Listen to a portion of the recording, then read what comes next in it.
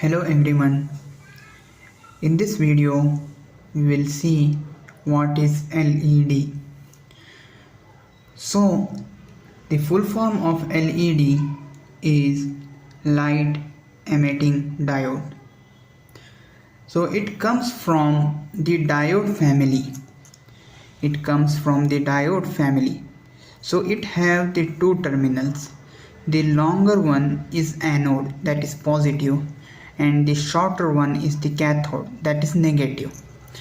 So when you want to power up the LED, you connect anode to the power or high signal and cathode to the ground. So I hope you understood what is LED and how to power up the LED. So that's it for today's video. Till then, bye.